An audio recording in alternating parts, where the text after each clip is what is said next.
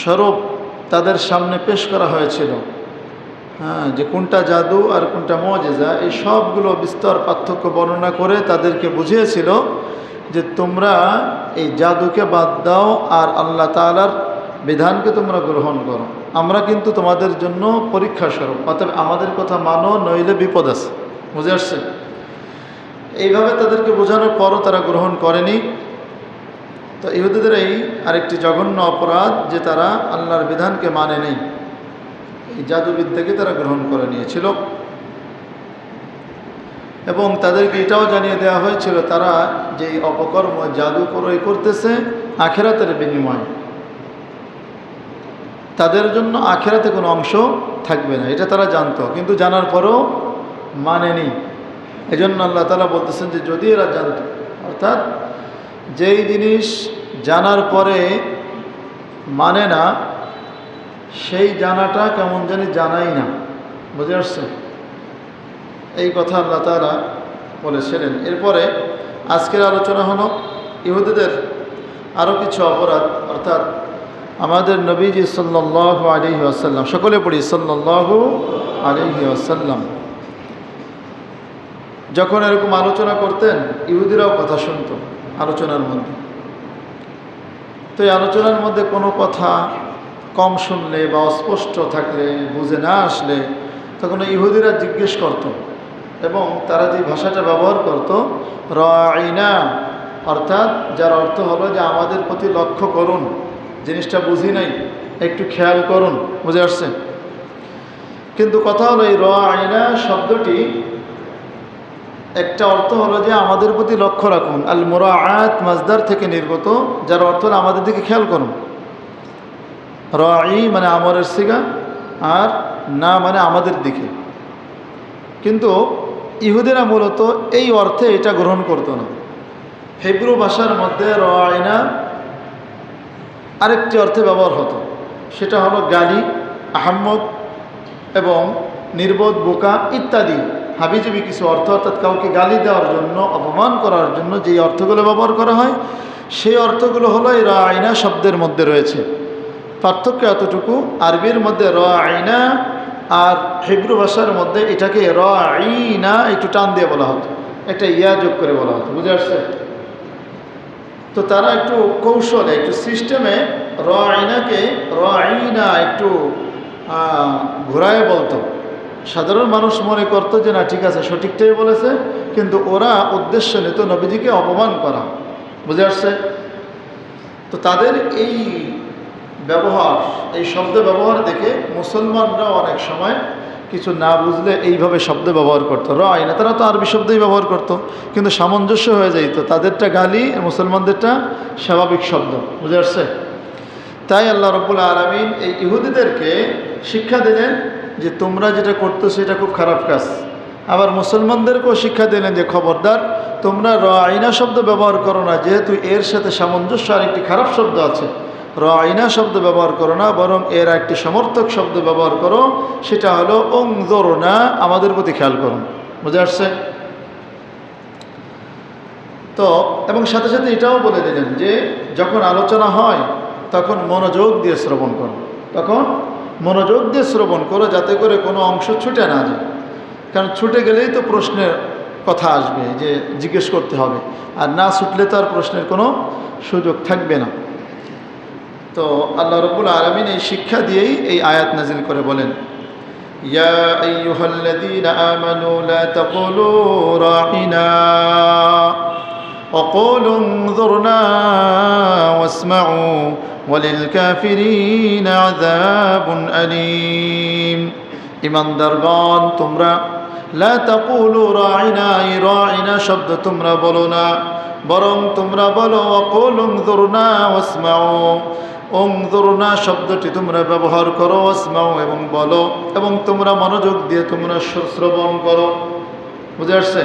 অর্থাৎ ইহুদিদেরকেও এই কথা বলে বুঝিয়ে দেওয়া হলো যে তারা যেটা ব্যবহার করতেছে, যে অন্যায় করতেছে, তাদের অন্যায়টা প্রকাশ করে দিলেন কে? আল্লাহ রাব্বুল আলামিন। এবং তাদেরকে জবাব দিয়ে দিলেন। সাথে সাথে মুসলমানরাও যেহেতু তাদের দেখাদেখি ব্যবহার করেছে, তাই তাদেরকে বলতেছেন যে তোমরাও এই রাইনা শব্দ ব্যবহার করো না, বরং তোমরা বলো এর সমর্থক শব্দ, সুন্দর শব্দ উনজুরনা, বুঝে আসছে? এবং তোমরা মনোযোগ দিয়ে শ্রবণ করো। মনোযোগ দিয়ে শ্রবণ করলে তার প্রশ্ন করার কোনো প্রশ্ন করার কোনো প্রয়োজন হয় না। দেখেন আল্লাহ রাব্বুল আলামিন প্রত্যেকটা বিষয়েই শিক্ষা দিয়েছেন। হ্যাঁ, এজন্য এখান থেকে আমাদের একটা শিক্ষা হলো, যখনই কোনো আলোচনা হবে, যে কোনো আলোচনা, বিশেষ করে ধর্মীয় কোনো আলোচনা, দ্বীনি কোনো আলোচনা, কোরআন হাদিসের আলোচনা যখন হবে, তখন অবশ্যই আমাদের চোখ কান খোলা রেখে, দিলের কান খোলা রেখে শ্রবণ করতে হবে, নইলে প্যাঁচ লাগবে। হ্যাঁ, প্রশ্ন করার সুযোগ হয়তো না পাইলে বাইরে গিয়ে সমালোচনা করবে, মিথ্যা জিনিসটা প্রকাশ করবে। রমজান মাসে এমন একটি ঘটনা ঘটেছে আপনাদের এখানে, বুঝে আসছে? রমজানের শুরুতে আমি বলেছিলাম যে 20 রাকাত তারাবি পড়তে হবে। অনেকে 8 রাকাত পড়ে চলে যায়, অনেকে 10 রাকাত পড়ে চলে যায়।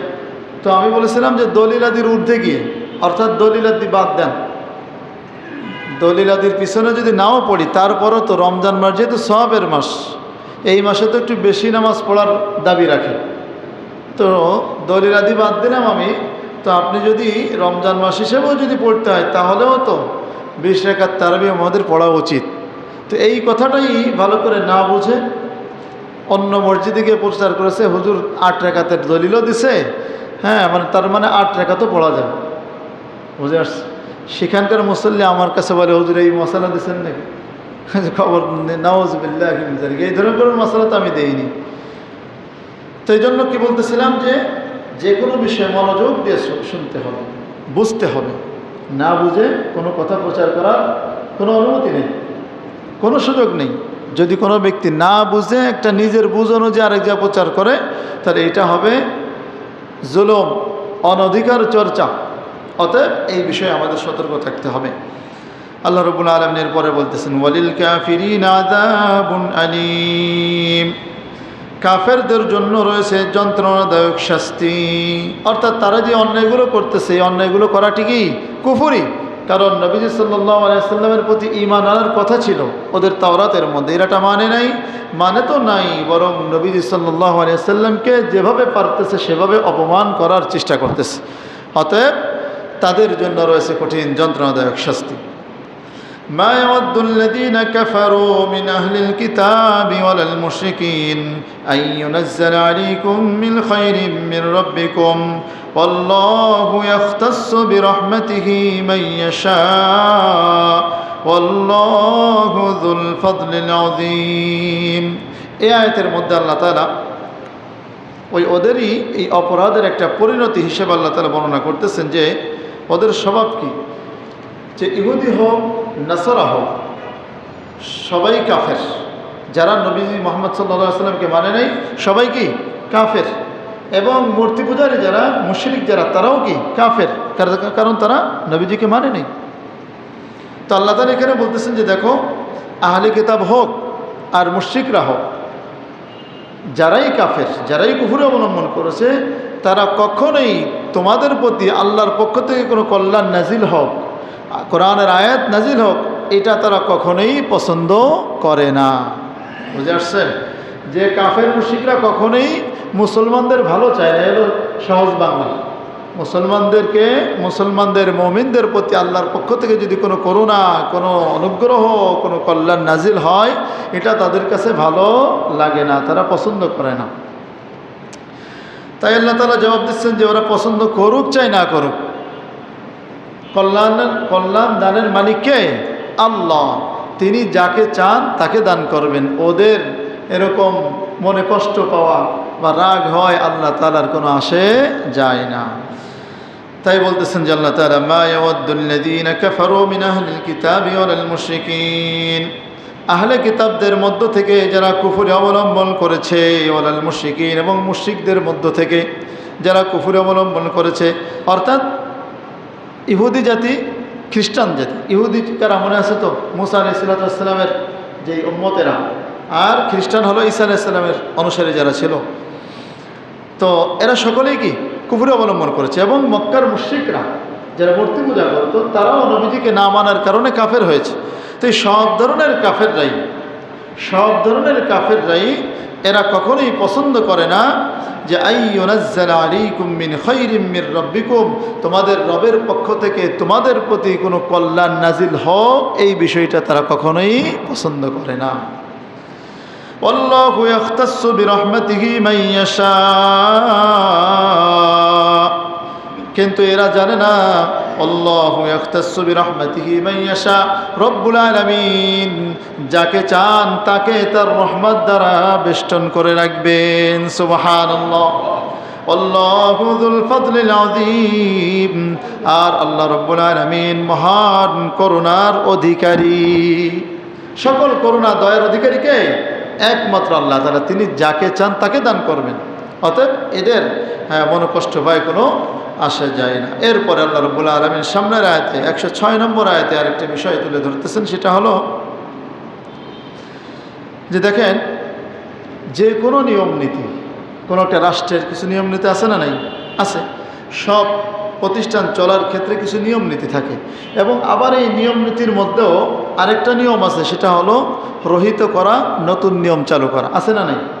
যে কোনো প্রতিষ্ঠানের ক্ষেত্রে, রাষ্ট্র পরিচালনার ক্ষেত্রেও যে কিছু নিয়ম আগে ছিল সেটা বাদ দিয়ে নতুন আরেকটা নিয়ম দেওয়া হয়। অর্থাৎ রহিত করার যে নিয়ম, এটা সমস্ত জায়গায় আছে। তো আল্লাহ রাব্বুল আলামিনও এই পবিত্র কোরআনের মাধ্যমে যে বিধিবিধান দিয়েছেন আমাদের জন্য, এই বিধিবিধানের মধ্যেও মাঝে মাঝে কিছু রদবদল করেছেন। অর্থাৎ আগে যে হুকুম ছিল সেই হুকুম বাদ দিয়ে পরবর্তীতে নতুন হুকুম দিয়েছেন।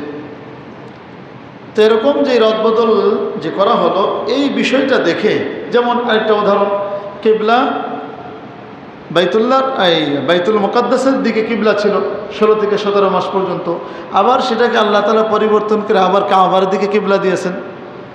এখন ইহুদিরা বলতে লাগলো যে ঠিক আছে, যদি এই কোরআন সত্যই হতো বা কোরআনের বিধান যদি আল্লাহর কালামই হতো, তাহলে প্রথম যে বিধান ছিল সেই বিধানটা কেন পরিবর্তন করা হলো?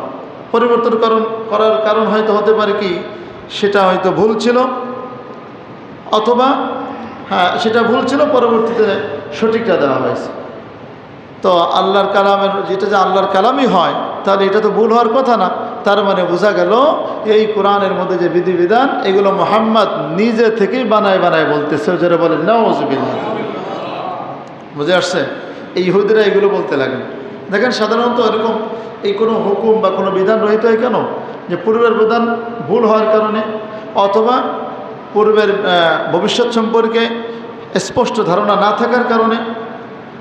এখন একটা হুকুম দিলাম, ভবিষ্যতে যা হয় এরপর নতুন বিধান দেওয়া হবে। যেমন করোনার সময় হুকুম দেওয়া হয়েছিল যে আপাতত 10 দিন লকডাউন থাকুক, এরপরে পরিস্থিতি যদি খারাপ হয় তাহলে আরও বেশি দেওয়া হবে। এই যে হুকুম পরিবর্তন হচ্ছে কি না, তো এটা কেন? ভবিষ্যৎ সম্পর্কে জানা না থাকার কারণে। আরেকটা বিষয় হলো, ভবিষ্যৎ সম্পর্কে জেনে যে ভবিষ্যতে এটা ঘটবে, তো সেটা জেনে এখন একটা দেওয়া হলো যে কিছুদিন পরে আরেকটা দেওয়া হবে। যেমন আপনি দেখবেন ডাক্তারের প্রেসক্রিপশনের মধ্যে তারা দিয়ে থাকে যে এখন 15 দিনে ওষুধটা চলবে, এরপরে যদি এরপরে তারা জানে যে ওষুধ খাইলে এই পরিবর্তনটা হবে, তো এই কয়দিন পরে 7 দিন এই ওষুধ চলবে, 7 দিন পরে আরেকটা ওষুধ দেওয়া, এই ওষুধটা চলবে। তিনি জানেন যে এই ওষুধের মাধ্যমে এই বিষয়টা ঘটবে। তো আল্লাহ তাআলার যে রহিতকরণ, প্রথম দুইটা তো হওয়ার তো কোনো সুযোগ নেই। আল্লাহ তাআলা ভুল করতে পারেন? ভুলে যান বা সামনে কোনো জিনিস তিনি জানেন এরকম হন না, প্রথম দুইটা হতে পারে না। তৃতীয় নম্বরের সাথে একটু মিল হইতে পারে যে আল্লাহ তাআলা সব কিছুই জানে সামনে কি হবে, তো এই জন্য এখন একটা দেওয়া হয়েছে, আর পরবর্তীতে কি হবে সেটা পরবর্তীতে দেওয়া হবে। এটা আমি আল্লাহ তাআলা জানি সব কিছু, এইভাবে বুঝে আসছে। কিন্তু আপনি মনে করেন ডাক্তার যদি একবার যদি সব প্রেসক্রিপশনের মধ্যে লিখে দেয় যে 7 দিন এটা, এরপরে যে 10 দিন এটা, এরপরে যে পরের 10 দিন এটা, তাহলে ওই প্রেসক্রিপশন দেখে রোগীর মধ্যে তো সমস্যা সৃষ্টি হয়ে যাবে। ওর মাথার মধ্যে সমস্যা হয়ে যায়, হাই ডাক্তার কি করলো আমাকে, এতগুলো ওষুধ দিল, বা এরকম সিস্টেমে দিলে তার মধ্যে একটা সমস্যা হবে, বা সে একটা মানসিক যন্ত্রণায় ভুগবে। তো এই জন্য ডাক্তাররা কিন্তু একবারে সবগুলো দেয় না, কি বলে 15 দিন পরে দেখা করো, 1 সপ্তাহ পরে দেখা করো, আর এটাই নিয়ম, বুঝে আসছে? তো আল্লাহ রাব্বুল আলামিন তো সব কিছুই জানেন। তো এই জন্য তিনি আমাদেরকে যে কোনো বিধান প্রথমে দিয়েছেন, এরপরে জানেন যে এরপরে কোনটা দরকার, তখন সময় অনুযায়ী তখন সেই বিধান আল্লাহ তাআলা দিয়েছেন। তো এরকম রদবদল দেখে ইহুদিরা বলতে লাগলো তো দেখেন এরকম রদ বদল করা এটা কিন্তু কোনো দোষণীয় বিষয় নয়, কোনো দোষণীয় বিষয় নয়। কিন্তু ইহুদিরা এটাকেই পুঁজি করে বলতে লাগলো যে এই কোরআন আল্লাহর কালাম না, বরং মুহাম্মদ নিজের থেকে বানায় বানায় বলতেছে। যদি বানায় বানায় যদি না বলতো তাহলে এত পরিবর্তন হবে কেন? আগেরটা যদি সঠিক হয়, হ্যাঁ, তাহলে এটা এখন দরকার কি? আর আগেরটা এটাই যদি সঠিক হয় তাহলে আগেরটা কেন দিয়েছে? এরকম একটা প্রশ্ন করে এই সমস্যা সৃষ্টি করতে লাগলো। তখন আল্লাহ রাব্বুল আলামিন এই কথার জবাব দিচ্ছেন, মা নানসাখ মিন আয়াতিন আও নুনসিহা নাতি বিখাইরিন মিনহা আও মিসলিহা আলাম তা'লাম আন্নাল্লাহা আলা কুল্লি শাইইন কাদির। রব্বুল আলামিন বলেন, আমি যখন কোনো আয়াত, কোনো বিধান আমি রহিত করে দেই, যখন আমি কোনো বিধান আমি রহিত করে দেই, তখন তার পরবর্তীতে যেই বিধান দান করে সেটা হয়তো আগের বিধানের সমান হয় অথবা তার চাইতে শ্রেষ্ঠ দান করি। সুবহানাল্লাহ। অর্থাৎ যখন কোনো বিধান আল্লাহ তাআলা রহিত করেন, এর পরবর্তীতে যে বিধানটা দেন, অর্থাৎ যেটাকে রহিত করা হয় সেটাকে বলে মানসুখ, আর যেটা নতুন আসে রহিতকারী সেটাকে বলে নাসিখ। তো আল্লাহ তাআলা বোঝাতে চান যে নাসিখ জিনিসটা মানসুখের চাইতে শ্রেষ্ঠ আমি দান করি। সুবহানাল্লাহ। অথবা কমসে কম আমি তার সমান দান করি, তার চাইতে কম দান করি না, খারাপ দান করি না। এখান থেকে আরেকটা বিষয় হলো মুমিনদের জন্য একটা শিক্ষা, একটু পরে বলি। আল্লাহ তাআলা বলতেছেন যে আলাম তা'লাম আন্নাল্লাহা আলা কুল্লি শাইইন কাদির। তোমরা কি জানো না যে নিশ্চয় আল্লাহ রাব্বুল আলামিন সব কিছুর প্রতি সক্ষম। সব কিছুর প্রতি সক্ষম যিনি, তিনি কে? আল্লাহ। তিনি আমাদের রব। আমাদের রব কে? আল্লাহ। মাগরিবের সময় বলতেছিলাম আমাদের রব কে? একমাত্র আল্লাহ তাআলা। এই কথা বারবার শুনতে হবে, বারবার বলতে হবে, দিলের মধ্যে বসাইতে হবে।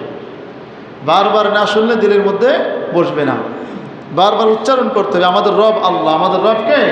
একমাত্র আল্লাহ তাআলা। এইভাবে রবকে একমাত্র আল্লাহ তাআলা, এই বিষয়টা আমাদের ব্রেনে সেট করতে হবে, আকীদার মধ্যে সেট করতে হবে, আমাদের অন্তরে সেট করতে হবে। বুঝে আসছে? তো দেখেন এখানে আল্লাহ তাআলা জবাব দিয়ে দিলেন যে দেখো, আমি আল্লাহ তাআলা যা চাই তাই করতে পারি, আর আমি যা দিই রহিত করে তো ভালো দিচ্ছি অথবা তার সমান দিচ্ছি, খারাপ তো দিচ্ছি না, তাহলে সমস্যা কী? আর এরকম রহিত করাটা তো কোনো দর্শনীয় বিষয় নয়। এখানে একটা বিষয় হলো মুমিনের জন্য একটা খোরাক, যে আমরা যখন কোনো বিপদে পড়ে যাই, কোনো জিনিস আমাদের থেকে হারিয়ে যায়, নষ্ট হয়ে যায়, তখন কোনো টেনশন করা যাবে না। কারণ যে আল্লাহ তাআলা বলতেছেন যখন আমি কোনো জিনিস রহিত করে দিই তখন তার চাইতে ভালো দিই অথবা সমান দান করি। আপনার কোনো একটা চাকরি করতেছেন খুব ভালো জায়গায়, ওই চাকরিটা কোনোভাবে আপনার দোষের কারণে কোনোভাবে কী হয়ে গেল, ছুটে গেল, টেনশন করার দরকার নেই। আল্লাহ তাআলা হয়তো ওর সমান দিবেন অথবা ওর চাইতে ভালো কিছু আপনাকে দান করবেন। সুবহানাল্লাহ। এই জন্য কোনো বিপদের সময় যে কোনো জিনিস হারিয়ে গেছে, অসুবিধা নেই, আলহামদুলিল্লাহ, আল্লাহর উপর আমি ভরসা করলাম, আল্লাহ তাআলা ওই জিনিসের চাইতে আমাকে ভালো দিবেন ইনশাআল্লাহ। এই জন্য যখনই কোনো বিপদ হবে এই আয়াত আমরা মনে রাখবো, ঠিক আছে? যে মা নানসাখ মিন আয়াতিন আও নুনসিহা নাতি বিখাইরিন মিনহা, যে আল্লাহ তাআলা যখনই কোনো জিনিস রহিত করেন তখন তার পরিবর্তে এর চাইতে অবশ্যই ভালো দান করবেন, কমস কম এর সমান দান করবেন। সমান দিলে তো আর কোনো ক্ষতি নেই, আর ভালো দিলে তো আরও বেশি ভালো। আল্লাহ এরপর আল্লাহ তাআলা আরও বলতেছেন যে আলাম তা'লাম আন্নাল্লাহা লাহু মুলকুস সামাওয়াতি ওয়াল আরদ। তোমরা কি এটা জানো না যে নিশ্চয় আল্লাহ রাব্বুল আলামিনের জন্য আসমান জমিনের এই পুরা রাজত্ব একমাত্র যার, তিনি কে? আল্লাহ। সমস্ত রাজত্ব কার? আল্লাহর। সমস্ত রাজত্ব যেহেতু আল্লাহর, সেই আল্লাহ তাআলা রহিত করলে তোমাদের সমস্যা। ওমা লাকুম মিন দুনিল্লাহি মিন ওয়ালিয়্যিন ওয়ালা নাসীর। তোমরা যেটা করতেছো মনে রেখো, তোমাদের জন্য কিন্তু আল্লাহ তাআলা ছাড়া আর কোনো অভিভাবক পাইবা না, আল্লাহ তাআলা ছাড়া আর কোনো সাহায্যকারীও পাইবা না। যতই আল্লাহ তাআলার সঙ্গে এরকম পাকনামি করতেছো, বিপদে পড়লে কিন্তু সে আল্লাহ তাআলাই কিন্তু তোমার বন্ধু হয়, সে আল্লাহ তাআলাই কিন্তু তোমাকে সাহায্য করে। দেখেন না, অনেক কাফের মুশরিক বিপদে পড়লে, অনেক হিন্দুদেরকেও দেখেছি, বিপদে পড়লে আল্লাহর নাম মুখ দিয়ে বের হয়ে যায়, সারা জীবন রাম রাম, বিপদে পড়লে আল্লাহর নাম নেওয়া শুরু করে, তাহলে দিন শেষে সেই আল্লাহ তাআলার কাছেই ফিরে। জন্য আল্লাহ তাআলা বলতেছেন যে দেখো সমস্ত কিছুর রাজত্ব তো একমাত্র আল্লাহ তাআলার, তাহলে কেন তোমরা তার সঙ্গে তোমরা শিরিক করতেছো, এত পাকনামি করতেছো। সামনে যে আয়াত আসতেছে এই আয়াতের মধ্যে আরেকটা বিষয় আল্লাহ তাআলা তুলে ধরছেন, সেটা হলো ইহুদিরা বিভিন্ন ধরনের প্রশ্ন করত, অবান্তর প্রশ্ন, অনর্থক প্রশ্ন করে নবীজিকে কষ্ট দিত, যেটা একদম প্রয়োজনীয় না। অনর্থক প্রশ্ন করে নবীজিকে কষ্ট দিত। অথবা মক্কার মুশরিকরাও বিভিন্ন ধরনের প্রশ্ন করত। যেমন তারা একবার বলেছিল যে আমাদেরকে এই সফা পাহাড় এবং মারওয়া পাহাড়কে স্বর্ণে পরিণত করে দাও, আমাদেরকে স্বর্ণ বানায় দাও, আমাদের আর্থিক সমৃদ্ধি দান করে দাও, তাহলে মানব যে তুমি নবী। এই ধরনের অবান্তর প্রশ্ন করে নবীজিকে কষ্ট দিত। তাই আল্লাহ তাআলা আয়াত নাজিল করে বলতেছেন যে ইহুদিরা, হ্যাঁ, যদি ইহুদিরা উদ্দেশ্য হয়ে থাকে তাহলে অর্থ হবে যে তোমরা কি মুসা আলাইহিস সালামকে যেভাবে কষ্ট দিতে অবান্তর প্রশ্ন করে তেমনইভাবে মুহাম্মদ সাল্লাল্লাহু আলাইহি সাল্লামকে কষ্ট দিতে চাও। অর্থাৎ বনি ইসরাঈল ও মুসা আলাইহিস সালামকে এরকম অনর্থক অনেক প্রশ্ন করে, অবান্তর প্রশ্ন করে অনেকভাবে কষ্ট দিত, যেটা আমরা পিছনে আলোচনায় বুঝেছি। ওই যে গাভীর ঘটনা মনে আছে তো, গাভীর রং কি হবে, গাভী দেখতে কেমন হবে, সেটাকে হাল চাষ করা হয়েছে নাকি, এই বিভিন্ন ধরনের অনর্থক প্রশ্ন করত। আবার বলেছিল যে আল্লাহকে না দেখেই ঈমান আনবো না।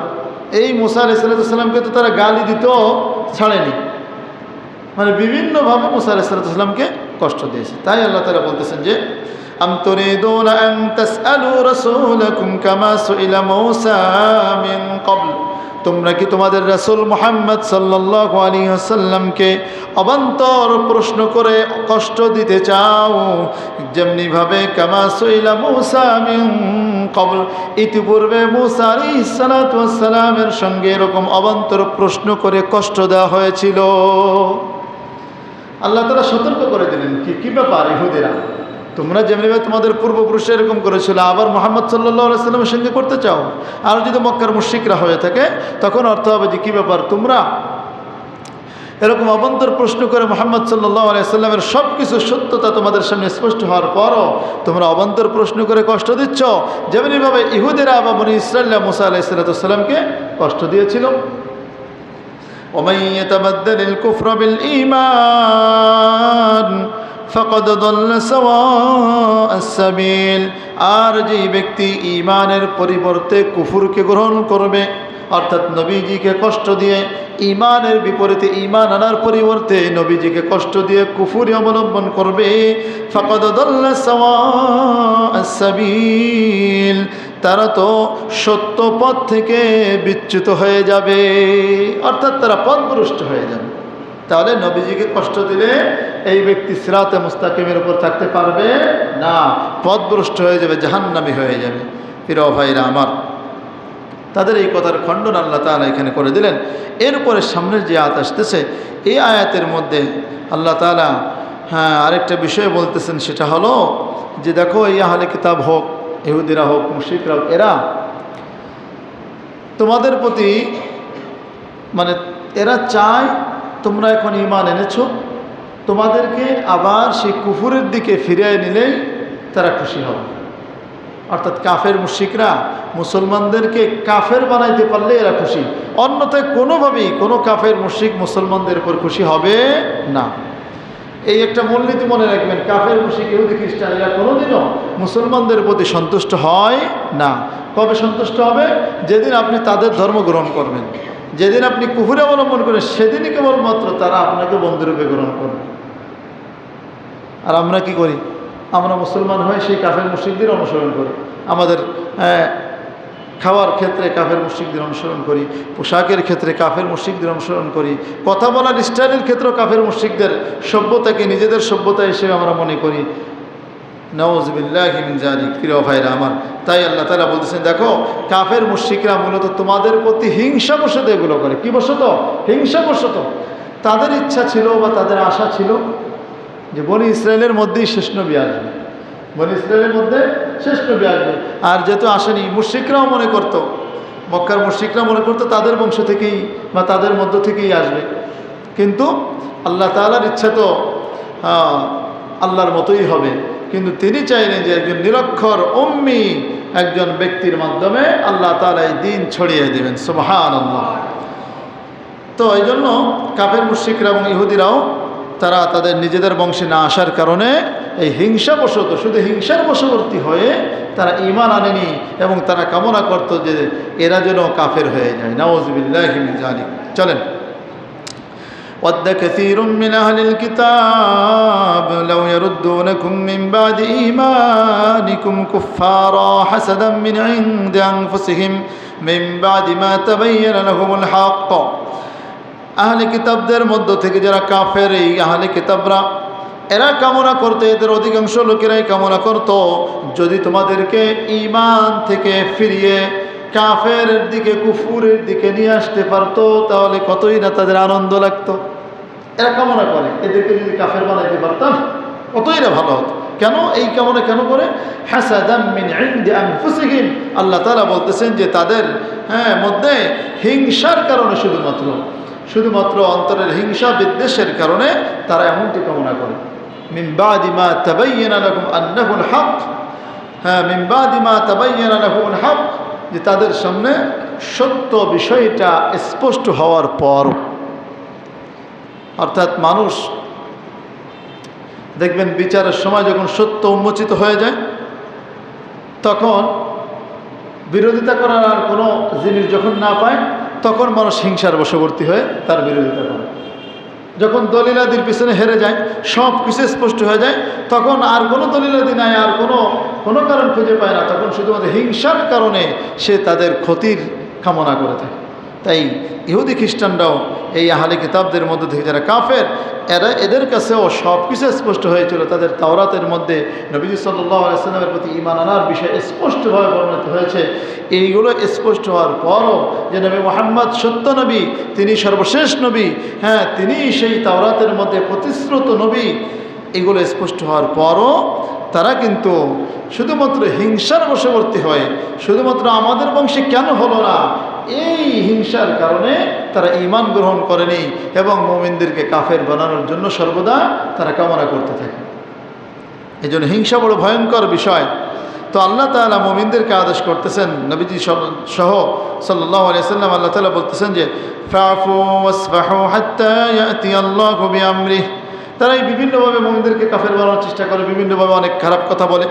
তো আল্লাহ তাআলা আদেশ করতেছেন যে দেখো তোমরা এখনও পর্যন্ত তাদেরকে ক্ষমা করো, তাদেরকে এড়িয়ে চলো, তাদেরকে মার্জনা করো। কতদিন পর্যন্ত? হাত্তা ইয়াতিয়াল্লাহু বিআমরিহি, আল্লাহ তাআলার আদেশ আসার আগ পর্যন্ত। অর্থাৎ কিতালের বিধান, জিহাদের বিধান আসার আগ পর্যন্ত এদের নির্যাতন একটু সহ্য করেন। বুঝে আসছে? এরা যে বিভিন্নভাবে নির্যাতন করতেছে, বিভিন্ন কটু কথা বলতেছে, আপনাদেরকে মুমিনদেরকে বলতেছে যে তোমরা এদের কথাগুলো একটু এড়িয়ে চলো, একটু ক্ষমা করে দাও, এদেরকে আপাতত একটু নীরবে থাকো যতক্ষণ পর্যন্ত আল্লাহর আদেশ আসে। আবার কাফেররা আবার মনে করতো যে আল্লাহর আদেশ আসে না কেন, আসে না মানে এই তোমাদের আল্লাহ নাই বা এই কোরআন সত্য না, এইভাবে বিভিন্নভাবে কষ্ট দিত। তখন আল্লাহ তাআলা বললেন যে দেখো হাত্তা ইয়াতিয়াল্লাহু বিআমরিহি, আল্লাহ তাআলার আদেশ আসার আগ পর্যন্ত তোমরা এই নরমি পথটা অবলম্বন করো, নম্রতা পথ অবলম্বন করো, ওদেরকে কিছু বলো না। ইন্নাল্লাহা আলা কুল্লি শাইইন কাদির, আর আল্লাহ তাআলা তো সব কিছুর প্রতি সক্ষম। এরপরে বলতেছেন যে এরা যেহেতু এরকমভাবে বিভিন্নভাবে খারাপ কথা বলতেছে, তোমরা কি করো? ওয়া আকিমুস সালাতা ওয়া আতুজ যাকাত, তোমরা নামাজ কায়েম করো, যাকাত প্রদান করো। ওয়া মা তুকদ্দিমু লিআনফুসিকুম মিন খাইরিন তাজিদুহু ইনদাল্লাহ, আর তোমরা নিজেদের জন্য ভালো ভালো কাজ তোমরা অগ্রগামী করো, এক কথায় নেক কাজ তোমরা পাঠাও আখিরাতের জন্য। তাজিদুহু ইনদাল্লাহ, যা কিছুই তোমরা দুনিয়ায় বসে আল্লাহর সন্তুষ্টির জন্য ভালো কাজ করবা, সব কিছুই আল্লাহ তাআলার কাছে তোমরা বিদ্যমান পেয়ে যাইবা। সুবহানাল্লাহ। তাহলে আমরা যেই কাজগুলো করি, যেই নেক কাজগুলো করি, সব কিছু আল্লাহ তাআলার কাছে অবশ্যই মজুদ থাকবে, আমরা অবশ্যই সেগুলো পাবো।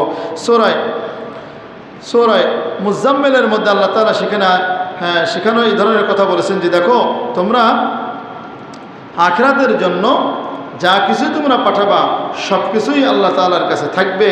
ওমা তুকদ্দিমু লিআনফুসিকুম মিন খাইরিন তাজিদুহু ইনদাল্লাহ, আল্লাহ তাআলার কাছে তোমরা পেয়ে যাইবা। তবে যেটা আল্লাহ তাআলার কাছে থাকবে সেটা হবে হুয়া খায়রুন ওয়া আযম আজরা, সেটা হবে সবচেয়ে শ্রেষ্ঠ এবং প্রতিদানের ক্ষেত্রে বিরাট মহান হবে। এই জন্য ভাইরা আমার, আল্লাহ তাআলার আদেশ হলো যে আমরা আখিরাতের জন্য নেক কাজ বেশি বেশি করব। বুঝে আসছে?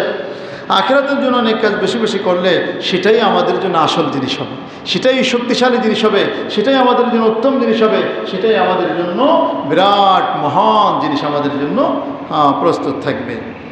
তাই আল্লাহ তাআলা বলতেছেন যে ওদের কথায় কান না দিয়ে আপনারা নেক কাজ করেন। বুঝে আসছে? দুনিয়ার মধ্যে কোনো ঝগড়াঝাটির ভিতরে না যাইয়া নিজের আমলের মধ্যে লিপ্ত থাকা ভালো। বুঝেন এই বিষয়টা? ফিতনা ফাসাদের ভিতরে কোনোভাবে জড়ানো যাবে না, বাস। তাই আল্লাহ তাআলা শিক্ষা দেন যে এরা আপাতত এটা করুক, কিছু বললেন না, আপনারা আপনাদের কাজ করুন। যখন জিহাদের বিধান নাজিল হয়ে গেল তখন আল্লাহ তাআলার আদেশে এদেরকে নবীজি সাল্লাল্লাহু আলাইহি ওয়াসাল্লাম এই মদিনা থেকে সকল ইহুদিদেরকে বিতাড়িত করে দিলেন। আল্লাহু আকবার। তো আল্লাহর আদেশ আসতে দেরি, এদেরকে পরাজিত করতে সময় লাগে না। তো এদেরকে মদিনা থেকে বিতাড়িত করে দিয়েছেন। খাইবারের দিকে কিছু চলে গেছে, সিরিয়া, শামের দিকে চলে গেছে। আবার পরবর্তীতে হযরত ওমর ফারুক রাদিয়াল্লাহু আনহুর সময়ও সেখান থেকেও এদেরকে বিতাড়িত করে দেওয়া হয়েছে, সূরা হাশরের মধ্যে যেটা আলোচনা করা হয়েছে। এরপরে আল্লাহ তাআলা বলতেছেন যে ইন্নাল্লাহা বিমা তা'মালুনা বাসীর, তোমরা যা করতেছো দেখো সব কিছু সম্পর্কে আল্লাহ তাআলা দেখতেছেন, অতএব টেনশনের কি আছে? তোমরা যা করবা সব কিছু দেখতেছেন কে? আল্লাহ তাআলা। সামনের আয়াতে আল্লাহ তাআলা বলতেছেন যে ইহুদিরা এবং খ্রিস্টানরা মনে করতো যে আমরা ছাড়া আর কেউ জান্নাতে যাবে না। পূর্বে কিন্তু এই আলোচনাটা গিয়েছে। তারা মনে করতো আমরা জান্নাতে মানে জাহান্নামে যাব, অল্প কয়েকদিন ভোগ করবে, এরপর চিরস্থায়ী জান্নাত আমাদের জন্যই। মামু বাড়ির আবদার, জান্নাত ওদের জন্য, আকাম কুকাম করবা, নবীজিকে মানবা না, জান্নাত তোমাদের জন্য, এত সহজ। তো তাদের এই কথা খণ্ডন করতেছেন যে আল্লাহ তাআলা যে তারা ইহুদি হোক বা নাসারা হোক, তারা মনে করে যে জান্নাতে কেবল তারাই যাবে। তো নবী আপনি তাদেরকে বলুন, যদি এই কথা তোমরা সত্যবাদী হও, পারলে দলিল দাও। বুঝেননি? একটা জায়গার আপনি দাবি করবেন দলিল ছাড়া, পারলে দলিল দাও। এই জায়গায় যে তুমি দাবি করতেছো, দলিল প্রমাণ আনো। আল্লাহ তাআলা দেখেন বলতেছেন وقالوا لن يدخل الجنة إلا من كان هودا أو نصارى। রব্বুল আলামিন বলতেছেন যে ইহুদিরা বলতো লা ইয়াদখুলাল জান্নাতা, জান্নাতে কেউ কখনোই প্রবেশ করবে না কেবলমাত্র ইল্লা হুদান আও নাসারা, ইহুদিরা এবং খ্রিস্টানরা ব্যতীত। অর্থাৎ জান্নাতে কেবলমাত্র ইহুদি আর খ্রিস্টানরাই যাবে, আর কেউ যাবে না। আল্লাহ তাআলা জবাব দিচ্ছেন এগুলো তাদের একটা মনের আশা, খালি আর কিছু না। তিলকা আমানিয়ুহুম, এগুলো তাদের মনের একটা আশা। আশা করো গিয়ে, আশা করে কোনো আসা যায় না। আশা মানুষ করতেই পারে, আমরা আশা করে কত কিছু করি না স্বপ্নের মধ্যে।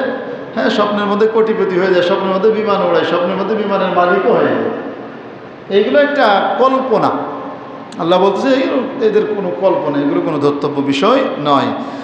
বলতেছেন যে কল, আপনি বলুন, হাতু বুরহানাকুম ইন কুনতুম সাদিকিন, যদি তোমরা এই দাবিতে যদি সত্যবাদী হয়ে থাকো, তাহলে অবশ্যই তোমরা এই দাবির সপক্ষে দলিল পেশ করো। সুবহানাল্লাহ। যে বাপের বেটা হয়ে থাকলে দলিল পেশ কর। দলিল নাই, কিছু না, আন্দাজে তুমি দাবি করবা জান্নাত মগো। যে মা কি একই পান্তা পাতার আড্ডে কলা, গলায় দিলাম আর কি গিলে ফেললাম, কি এত সহজ না। আল্লাহ তাআলা আবার বলছে তবে যাবে জান্নাতে কারা? জান্নাতে যারা যাবে তাদের ব্যাপারে আল্লাহ বলতেছেন বালা, কেন নয়, জান্নাতে তো অবশ্যই যাবে ওই সকল ব্যক্তিরা মান আসলামা ওয়াজহাহু লিল্লাহ, যেই ব্যক্তি তার চেহারাকে আল্লাহর দিকে ফিরাবে, অর্থাৎ যেই ব্যক্তি আল্লাহ তাআলার আনুগত্য করবে। সুবহানাল্লাহ। যেই ব্যক্তি আল্লাহর আনুগত্য করবে, চেহারার কথা বলেছেন কারণ মানুষের অঙ্গের প্রধান অঙ্গ রাজধানী হলো কি? চেহারা। অর্থাৎ চেহারা যেদিকে ফিরাবে সেই দিকেই কেমন যেন সে আনুগত্য প্রকাশ করলো। তাই আল্লাহ তাআলা বলতেছেন যে যেই ব্যক্তি আল্লাহর আনুগত্য করবে পরিপূর্ণরূপে, মান আসলামা ওয়াজহাহু লিল্লাহি ওয়া হুয়া মুহসিনুন, এবং যেই ব্যক্তি আল্লাহ তাআলার দিকে আনুগত্য হবে, আল্লাহ তাআলার জন্য আনুগত্য স্বীকার করবে, ওয়া হুয়া মুহসিনুন, এবং সে নেক কাজকারী হবে, নেককার হবে, ফালাহু আজরুহু ইনদা রাব্বিহি, তার জন্য প্রতিদান থাকবে তার রবের নিকট। সুবহানাল্লাহ।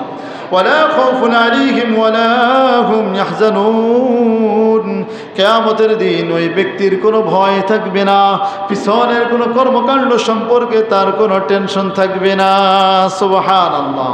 তাহলে আল্লাহ তাআলা এটাও বলে দিচ্ছেন যে দেখো ইহুদিরা যেটা বলতেছে এটা এদের আশা, এই আশা ধর্তব্য না। তবে জান্নাতে যেতে পারবে কারা? যাদের কোনো টেনশন থাকবে না, কোনো চিন্তা থাকবে না, তারাই হলো ওই সমস্ত ব্যক্তি যারা আল্লাহর জন্য আনুগত্য স্বীকার করবে এবং নেক কাজ করবে। প্রতিটা কাজের ক্ষেত্রে আনুগত্য স্বীকার করতে হবে কার? একমাত্র আল্লাহ তাআলা। আল্লাহ তাআলার আনুগত্য স্বীকার ছাড়া জান্নাতে যাওয়া সম্ভব নয়। প্রিয় ভাইরা আমার, আজকের আলোচনা এই পর্যন্ত ইনশাআল্লাহ। আলহামদুলিল্লাহ। তো আজকের এই আলোচনার মধ্যে দেখেন কয়েকটি বিষয় শিক্ষণীয়। সেটা হলো যে কোনো মজলিসে কোনো বিষয়ে আলোচনা হলে মনোযোগ দিয়ে শুনতে হবে, মনোযোগ দিয়ে শুনতে হবে। যার থেকে শুনবো তার সঙ্গে কখনোই বেয়াদবি করা যাবে না।